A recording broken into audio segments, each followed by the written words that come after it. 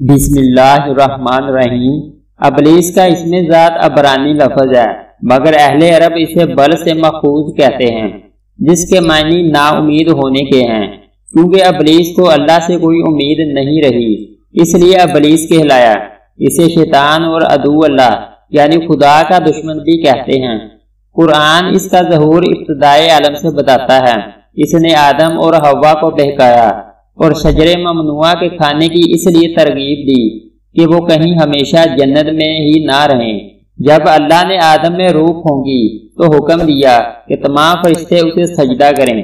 سب نے سجدہ کیا مگر ابلیس نے انکار کر دیا۔ اس نے کہا کہ میں آگ سے بنا ہوں اور آدم خاک سے۔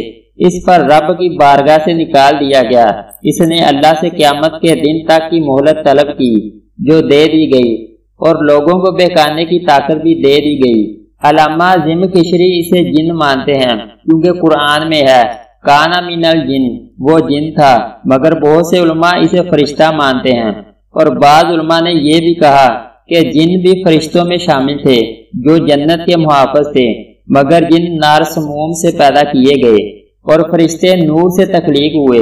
ابتدا میں جن زمین پر رہتے تھے وہ آپس میں لڑنے لگے تو اللہ نے ابلیس کو ان کے پاس بھیجا۔ بعض روایات سے یہ بھی ثابت ہوتا ہے کہ ابلیس ارضی جنات سے تھا۔ انجام کا شیطان اور اس کے ساتھیوں کو جہنم میں پھینک دیا جائے گا۔ وہ اپنے دوستوں سے کہے گا کہ تم پر لعنت ہو، اب تم سدا جہنم میں رہو۔ شیطان ابتدائے آدم کو بہکانے میں مشغول رہتا ہے، مگر نیک بندوں پر اس کا بس نہیں چل سکتا۔ حنف بن قیس رضی اللہ تعالیٰ عنہ فرماتے ہیں کہ حضرت عمر رضی اللہ تعالیٰ عنہ سے ملاقات کے لیے ایک مرتبہ مدینہ منورہ جانا ہوا۔ ایک مجمع میں حضرت کعب احبار رضی اللہ تعالیٰ عنہ کو تقریر کرتے ہوئے دیکھا تو میں بھی بیٹھ گیا۔ وہ فرما رہے تھے کہ حضرت آدم علیہ السلام نے وفات کے وقت اللہ تعالیٰ سے عرض کیا، یا اللہ میری موت سے میرا ازلی دشمن ابلیس بہت خوش ہوگا، اس کو تو قیامت تک زندہ رہنا ہے۔ جواب ملا، آدم تم انتقال کے بعد جنت میں چلے جاؤ گے اور وہ ملعون قیامت تک دنیا میں ہی رہے گا۔ آخر میں اس کو موت آئے گی تاکہ ساری دنیا کے لوگوں کے برابر موت کی تکلیف اٹھائے۔ آدم علیہ السلام نے ملک الموت سے فرمایا، ابلیس کی موت کا منظر مجھے بھی کچھ بتاؤ۔ فرشتے نے سنانا شروع کیا تو وہ اتنا دردناک تھا کہ آدم علیہ السلام سن نہ سکے۔ فرمایا بس کرو، اب نہیں سنا جاتا۔ اتنا فرما کر حضرت کعب خاموش ہو گئے۔ لوگوں نے کہا، حضرت کچھ ہمارے سامنے بھی اس کی موت کا منظر بیان فرمائیں۔ پہلے تو انکار کیا مگر لوگوں کے بے حد اصرار پر فرمایا، جب قیامت قریب آئے گی لوگ حسب عادت بازاروں میں مشغول ہوں گے۔ اچانک ایک زوردار دھماکہ ہوگا جس سے بہت سے لوگ بے ہوش ہو جائیں گے۔ اللہ تعالیٰ ملک الموت سے فرمائیں گے، میں نے سب سے زیادہ تمہارے مددگار معاون بنائے اور تم کو ان سب کے برابر قوت دی۔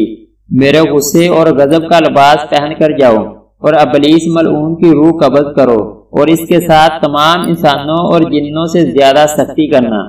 اور کہا، مالک دروغہ سے جہنم سے کہو کہ جہنم کے دروازے کھول دے۔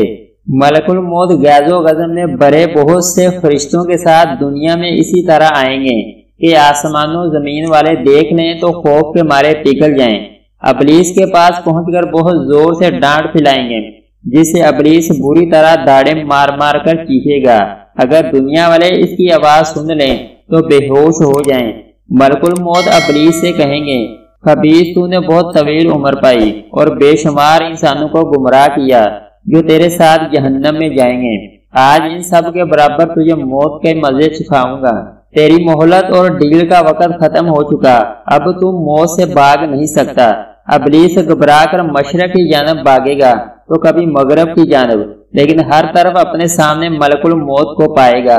سمندر میں گھسنے کی کوشش کرے گا تو سمندر نکال پھینکے گا۔ آدم علیہ السلام کی قبر کے پاس کھڑا ہو کر کہے گا، اے آدم تمہاری وجہ سے میں ملعون و مردود بنا، کاش کہ تم پیدا ہی نہ ہوتے۔ پھر ملک الموت سے کہے گا، کتنی سختی اور تکلیف کے ساتھ میری جان نکالو گے؟ فرمائیں گے، جتنے لوگ جہنم میں ہیں ان سب کی موت سے کہیں زیادہ تکلیف اور سختی کے ساتھ۔ یہ سن کر تڑپنے لگے گا اور چیختا چلاتا ادھر ادھر بھاگے گا اور جہاں موت آنی ہے وہاں گر جائے گا، وہ جگہ آگ کے انگارے کی طرح سرخ ہوگی، اور وہاں جہنم کی سنڈاسیاں لگی ہوں گی، ان سنڈاسیوں سے تڑپا تڑپا کر اس کی جان نکالی جائے گی۔ آدم علیہ السلام و حوا سے کہا جائے گا ذرا اپنے دشمن کو دیکھو کس طرح ذلت کے ساتھ مر رہا ہے، وہ دیکھ کر خوش ہوں گے اور کہیں گے یا اللہ تو نے ہم پر اپنی نعمت مکمل فرما دی۔ اگر آپ کو ہماری ویڈیو اچھی لگی تو اس کو لائک اور سبسکرائب کر دیں۔